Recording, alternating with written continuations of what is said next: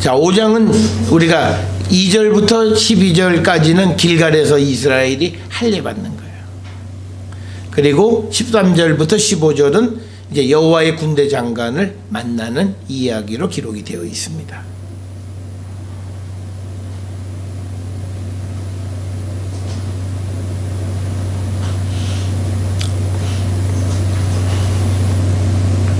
자, 5장 1절에 요단 서쪽 아모리 사람들의 모든 왕들과 해변의 가나안 사람들의 모든 왕들이 여호와께서 요단물을 이스라엘 자손 앞에서 말리시고 우리를 건너게 하셨음을 듣고 마음이 녹았고 이스라엘 자손들 때문에 정신을 잃었더라.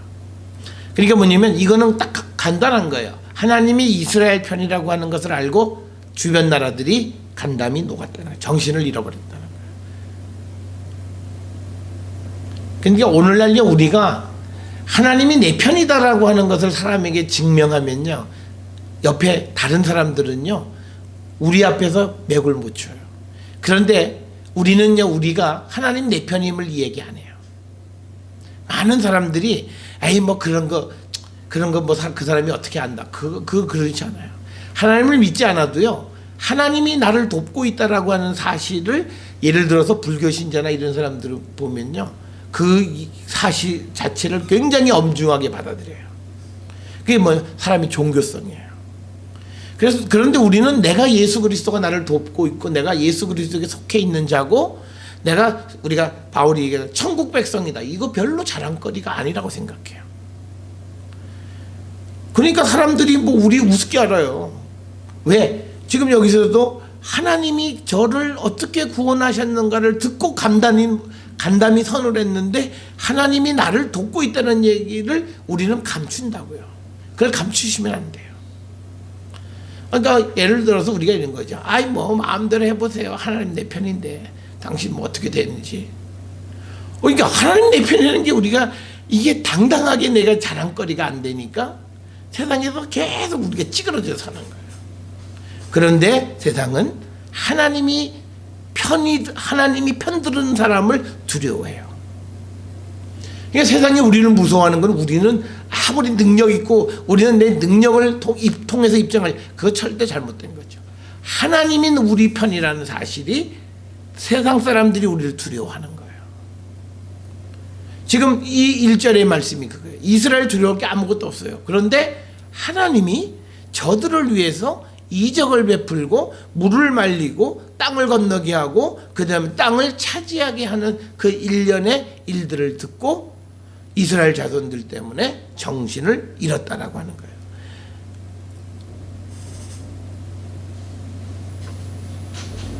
이게 이제 5장 1절이 지금 3장 4장 전체, 그리고 더 멀리는 우리가 민수기서에 나오는 요단 동편 지역을 해서 우리가 이 지역을 점령하고 하는 모든 것의 종합이 이거예요.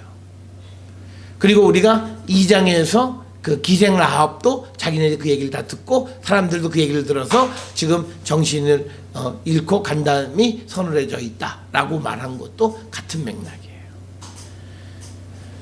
자, 그 다음에 이제 이스라엘 백성들이 길갈에서 가나안 땅에 들어오니까 약속의 백성의 징표를 행해야 돼요. 우리가 창세기 17장 10절에 보게 되면 언약의 징표가 있어요. 그건 뭐냐면 할례예요. 난지 남자아이는 생후 8일 만에 할례를 행하게끔 되어 있어요.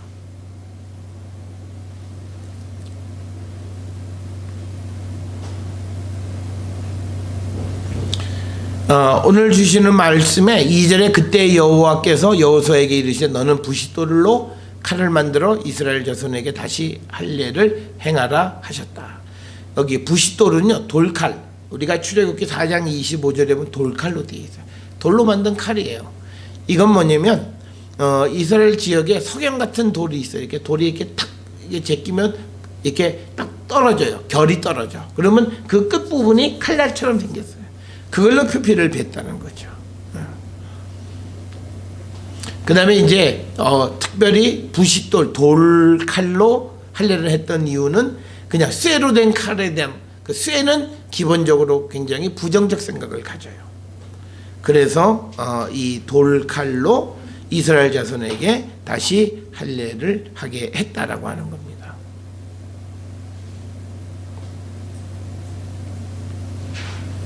그러니까 이거예요. 내가 하나님이 내게 약속을 성취해 줬으면 나는 하나님의 백성으로서 해야 될 의무를 하는 거예요. 그 중에 하나가 언약의 백성의 할례 행하는 일을 게을리하지 않고 그거를 행했다라고 하는 거예요. 그래서 여호수아가 부싯돌로 칼을 만들어 할례산에서 이스라엘 자손에게 할례를 행했다라고 하는 겁니다. 할례산이라고 이렇게 번역이 됐는데 이건요 기브앗 하할랄롯이라고 하는 지명으로 보통 그러니까 할례산이 뭐 어디 가서 할례산이라고 하느냐, 이거를 그냥 할례산이라고 번역되어 있는데 이거를 그냥 히브리 말로 읽으면 기브앗 하할랄롯이라는 곳이에요. 이거를 풀어보니까 할례산이 돼버린 거예요. 뭐하고 똑같으냐면요, 마산은 마산이에요. 그게 마산을 말들의 산에서 할례를 행했다, 이거가 똑같은 거. 그냥 마산에서 행했다 그러면 되는 거예요. 그냥 지명으로. 그런데 그거를 이제 그 단어를 해석을 해가지고 할례산. 그러니까 할례산을 찾으니까 할례산이라고 하는 지명은 없어요.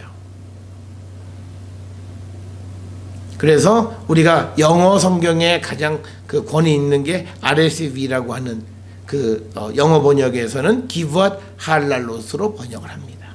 그러니까 우리는 그 단어를 해석해 놓은 할례산 이렇게 되어 있지만 그 영어 번역에서는 그냥 그거를 고유명사로 보고 그냥 기브앗 할랄롯 이렇게 이야기를 한다라고 하는 겁니다.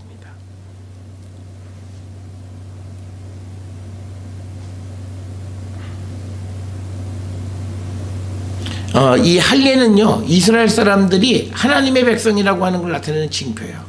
유대인들이 내 유대인이요 그럼 할례 했냐 안 했냐를 따져요. 그러니까 누구를 박해할 때요 제일 좋은 박해가 뭐냐면요, 할례자를 잡아 죽여요. 그러면 유대인들이 자기 아이들이 나면 할례를 못해요. 그렇잖아요. 할례를 하면 이게 실질적으로 우리가 이 제정 러시아 때 러시아 사람들이 유대인들을 박해하는데 너 유대인이야? 그러면 아니요 그러잖아요. 그러니까 뭐 물어볼 거 없어요. 바지 벗겨보는 거예요. 그래 할례해서 무조건 죽이는 거예요. 그러니까 그런 일 때문에 부모들의 아이를 하면 할례를 안 해요. 왜? 할례를 하면 다 잡아 죽이니까. 그래서 유대인이면서도 할례를 못 해요. 근데 그 사람들이 그냥 러시아에 살면 되는데 1990년대 이후에 이 사람들 러시아가 붕괴되면서 서방 국가로 넘어오고 뭐 이스라엘로도 오고 하는데 이스라엘 오니까 너 유대인 맞아? 그러니까 맞다고 뭐 증명서 내요. 근데 할례는 그러니까 늙으니까 늙어서 할례를 해야 돼요. 왜? 할례가 없는 유대인은 없어요. 그래서 이제 이 나이가 들어서 할례 원래는 난지 8일 만에 할례를 하게 되어 있지만 경우에 따라서는 뭐 60년 이상 지나서 할례를 하는 경우들은 정치적 상황에 의해서 그런 일들이 있었다라고 하는 겁니다. 그래서 이제 여호수아가 할례를 시행한 까닭은 이것이니 애굽에서 나온 모든 백성 중 남자 곧 모든 군사는 애굽에서 나온 후 광야길에서 죽었는데 그 나온 백성은 다 할례를 받았으나 다만 애굽에서 나온 후 광야길에서 난 자는 할례를 받지 못했다라고 하는 거죠. 우리가 이스라엘 백성들이 출애굽을 했던 나온 사람들은 광야에서 죽고 아무도 들어가지 못했잖아요. 그러니까 광야에서 이제 나은 사람들은 할례를 받지 못했던 거예요. 그래서 그들이 이제 가나안에 들어간 다음에 이제 할례를 행하는 것이 5장 2절부터 13절의 이야기라는 겁니다. 6절에 이스라엘 자손이 여호와의 음성을 청종하지 아니하므로 여호와께서 그들에 대하여 맹세하사 그들의 조상들에게 맹세하여 우리에게 주리라 하신 땅 곧 젖과 꿀이 흐르는 땅을 그들이 보지 못하게 하리라 하심에 애굽에서 나온 족속 곧 군사들이 다 멸절하기까지 40년 동안 광야에서 헤매었더니 그들의 대를 잇게 하신 이 자손에게 여호수아가 할례를 행하였으니 길에서 그들에게 할례를 행하지 못함으로 할례 없는 자가 되었음이었더라. 그러니까 뭐냐면 어떤 특정한 상황 때문에 출애굽하는 과정 속에서는 할례를 하지 못했다는 거예요. 그런데 이제 그들이 가나안 땅에 들어온 다음에는 이제 우리가 할례 없는 자가 되면 이건 하나님의 언약의 백성이 아니기 때문에 그들에게 할례를 행했다라고 하는 겁니다. 그러니까 여기서 할례라고 하는 것이 이게 여호수아가 하나님 땅 다 받은 다음에 나중에 천천히 하죠. 그럴 수도 있어요. 그런데 그게 아니라는 거예요. 처음 들어가서 유숙한 곳이 길갈인데 그곳에서 바로 하나님의 약속의 백성, 하나님이 약속을 지켜주신 거예요. 언약의 땅을 주신 거예요. 그걸 선물로 받자마자 하나님 앞에 백성으로서 자기들이 해야 될 할례를 행한 거예요. 8절에 또 그 모든 백성에게 할례 행하기를 마침에 백성이 진중각처소에 머물며 낫기를 기다릴 때에 여호와께서 여호수아에게 이르시되 내가 오늘 애굽의 수치를 너에게서 떠나게 하였다 하셨으므로 그곳 이름을 오늘까지 길갈이라 하더라. 그러니까 불명예, 이 불명예는 뭐냐면요, 그거죠. 할례 없는 백성, 할례 없는 자가라고 하는 그 불명예를, 그 수치를 떠나게 하셨다라고 하는 겁니다. 이 길갈이라고 하는 말은 굴러가다라는 뜻이에요. 그러니까 수치가 너에게서 굴러나갔다는 거죠.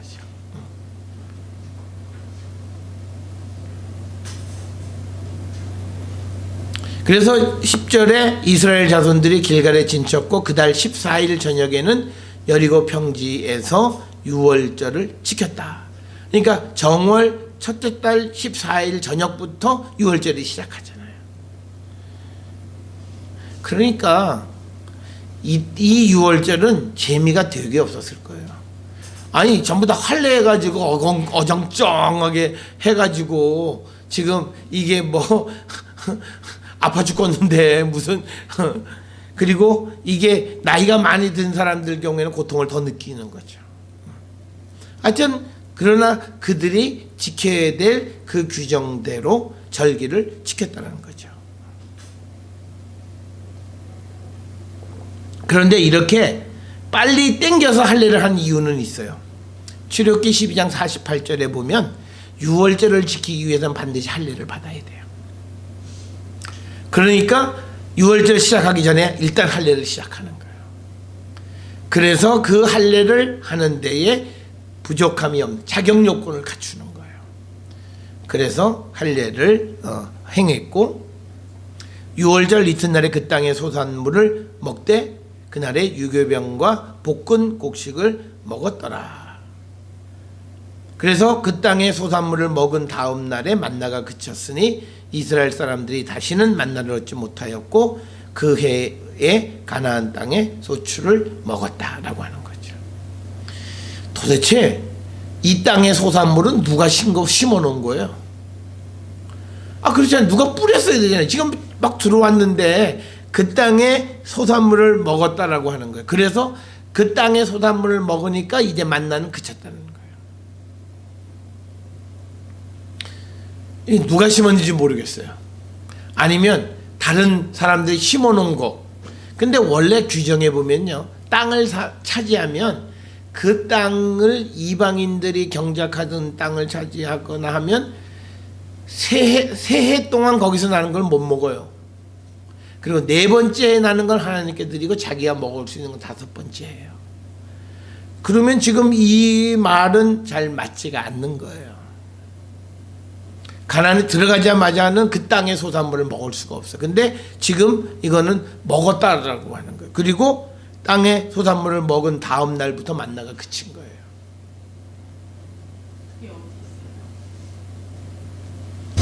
레위기 19장 23절, 레위기 19장 23절 너희가 그 땅에 들어가 각종 과목을 심거든 그 열매는 아직 할례받지 못한 것으로 여기되 곧 3년 동안 너희는 그것을 할례받지 못한 것으로 여겨 먹지 말 것이요 넷째 해에는 그 모든 과실이 거룩하니 여호와께 드려 찬송할 것이며 다섯째 해에는 그 열매를 먹을지니 그리하면 너희에게 그 소산이 풍성하리라. 나는 너희의 하나님 여호와니라. 여기 나와 있는 거죠. 그러니까 이 규정을 들이대면 지금 우리가 보는 그 여호수아서 5장 11절 12절 이야기하고는 잘 맞지 않는 거예요.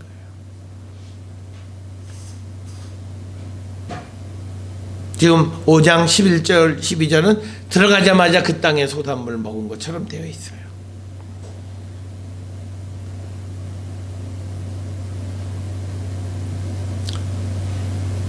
그러니까 우리가 레위기 19장에 있는 말씀을 적용해서 보면요, 적어도 가나안 땅에 들어가서 5년 동안은 계속 만나가 내렸어야 돼.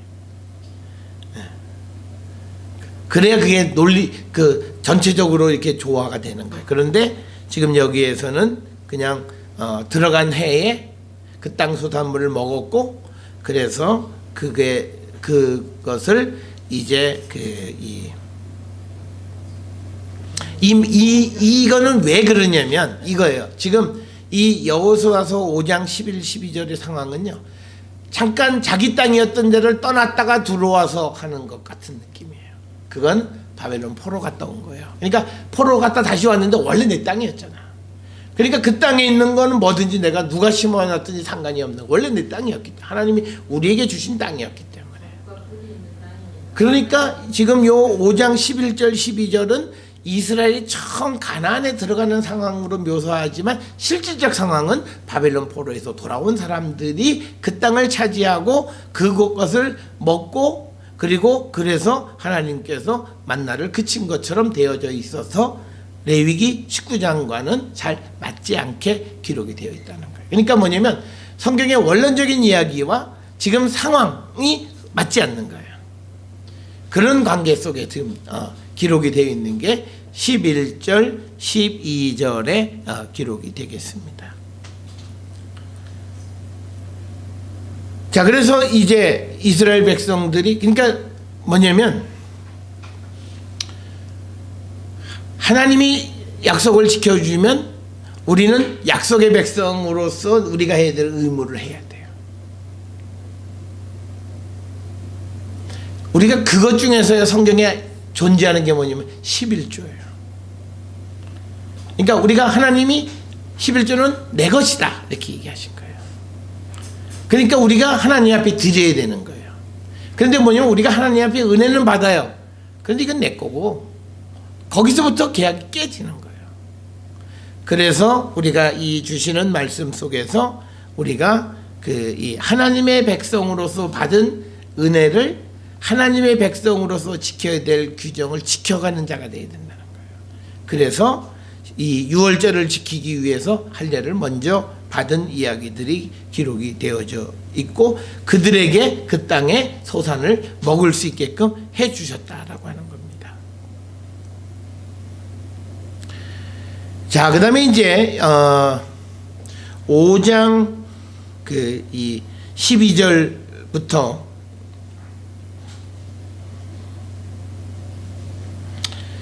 여호와의 군대 장관의 이야기가 12절, 13절, 14, 15절에 이게 등장을 합니다.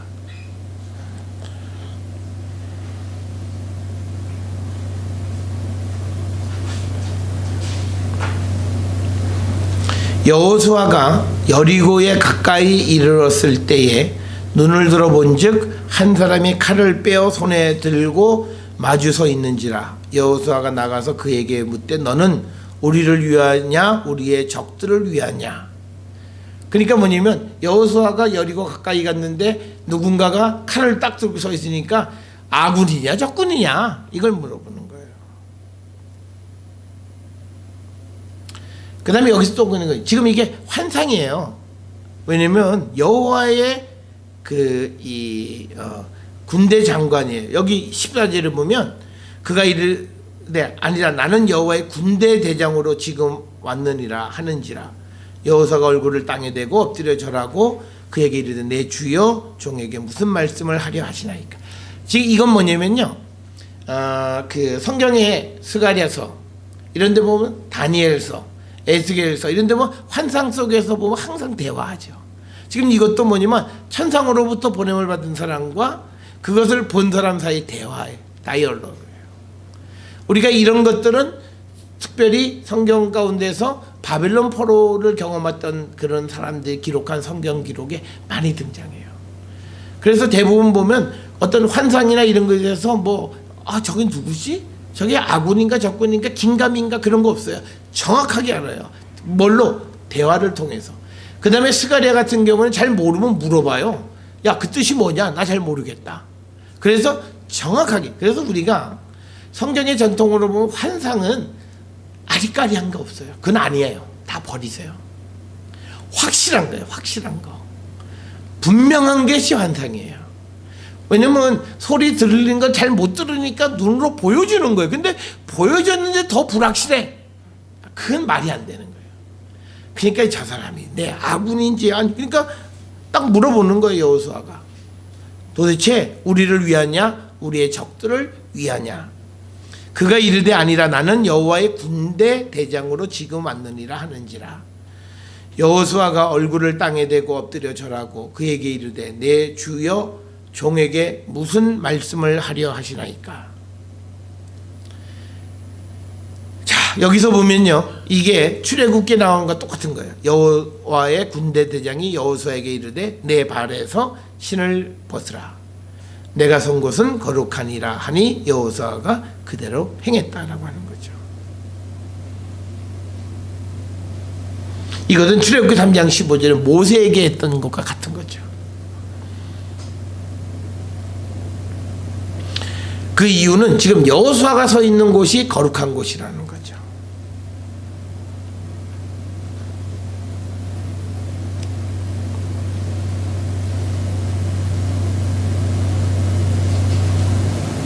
그런데 그 다음에 그냥 이게 끝이에요. 이게 끝이야 그냥. 그래서 다음에 이어져. 그러니까 이건 뭐냐면 모세에게 주었던 체험을 여호수아에게도 그대로 주는 거예요. 불타는 떨기나무에서 여호와를 만났던 그 경험을 이제 이 여호수아에게도 그대로 주고, 여호수아가 하나님께서 보내신 하나님의 대리인이다라고 하는 것을 확실하게 심어주는 것이 5장 13, 14, 15절이에요. 그러니까 여호수아에게는 굉장히 중요한 사건이죠.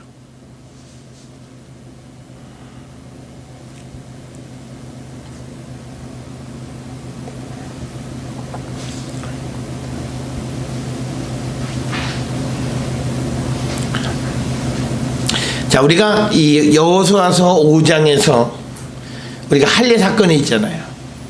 여기서 중요한 건 뭐냐면 수치를 떠나보내시고, 그러니까 우리가 하나님의 백성은 수치를 당치 않습니다. 여러분 이걸 꼭 기억하세요. 그러니까 내가 세상을 살아가면서 수치를 당하게 되면 영적으로 돌아보셔야 돼요.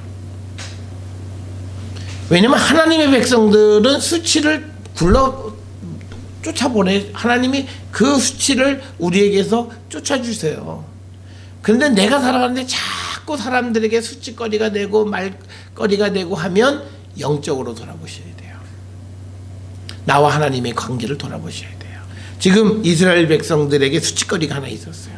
저게 하나님 백성이라는데 할례 받지 못한 자, 그 수치가 있었어요.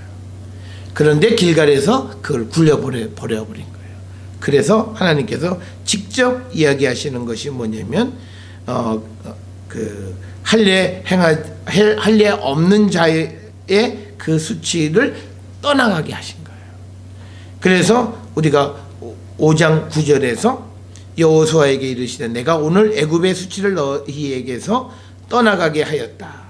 그래서 그곳의 이름을 길갈이라 부르게 됐다라고 하는 겁니다.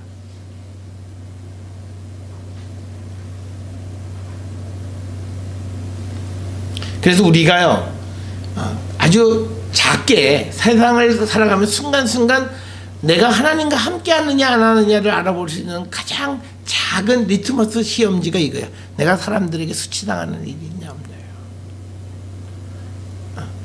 왜냐면 내가 하나님의 백성으로서 내가 하나님의 백성의 삶을 살아가면 나에겐 수치가 오지 않아요. 그런데 수치가 나에게 오게 되어졌을 때 그때 우리는 한 번쯤 돌아보셔야 돼요.